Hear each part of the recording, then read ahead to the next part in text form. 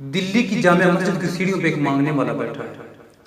تو ایک بہت بڑا انگریز افسر اس مسجد کے وزٹ کے لیے آیا اور اس نے وزٹ کیا سیر کرتے ہوئے. جب وہ اس ایک فقیر کے پاس آیا نا تو اس فقیر کو نا وہ اپنا بٹوا اس نے نکالا اور اس میں سے کچھ پیسے فقیر کو دینے لگا.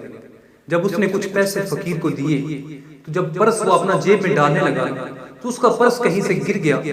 لیکن وہ بعد میں فقیر کی نظر پڑی تو فقیر نے وہ پرس اٹھایا تو فقیر نے بڑا دیکھا دائیں بائیں لیکن وہ اس کو نہ مل سکا. تو وہ انگریز چلا گیا. پھر کچھ عرصہ گزرا اس نے نا مانگنے والے نے وہ پرس گھر میں جا کے سنبھال کے رکھ لیا. کچھ طویل ایسا گزرا پھر وہی انگریز افسر اس وزٹ کے لیے کہیں پھر دوبارہ سیر کے لیے آیا. تو جب وہ آیا نا تو اس نے اس کو دیکھ لیا. اس نے کہا بابو جی ذرا ٹھہرنا. تو وہ رک گیا. اس نے کہا کہ وہ گیا اور اپنی کٹیا سے وہ پرس اٹھا کر لے آیا.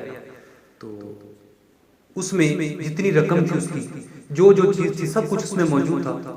تو اس مانگنے والے نے اس انگریز کو کہا کہ تمہارا یہ پرس ہے یہ تم لے لو. آپ کچھ سال قبل پہلے یہاں آئے تھے تو مجھے یہ ملا تھا. میں نے آپ کو بہت ڈھونڈا لیکن آپ مجھے نہ مل سکے. تو یہ آپ کا پرس ہے یہ آپ رکھ لیجیے. تو اس کی آنکھیں پھٹی کی پھٹی رہ گئی. اس نے کہا کہ جو ٹکا ٹکا مانگ رہا ہے اس میں اتنی آسودہ رقم اتنے پیسے تھے تو تم نے اس کو کیوں نہیں رکھا؟ تم چاہتے تو آسودہ زندگی گزار سکتے تھے. اس نے کہا نہیں صاحب مانگنے کی بات اور ہے لیکن یہاں ماجرا اور ہے. اس نے کہا کہ کیا ماجرا ہے؟ اس نے کہا بات یہ ہے کہ تو عیسائی ہے اور میں حضور کا غلام ہوں.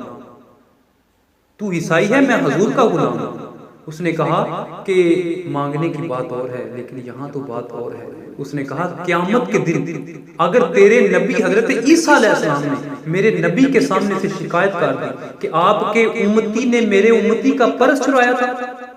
اس نے کہا میں مانگت ضرور ہوں بے غیرت نہیں ہوں کہ اپنے نبی کو تیرے نبی کے سامنے سے شرمندہ کر. اللہ اکبر. یہاں تو بادشاہ لوٹ رہے ہیں. یہ ہماری تاریخ ہے.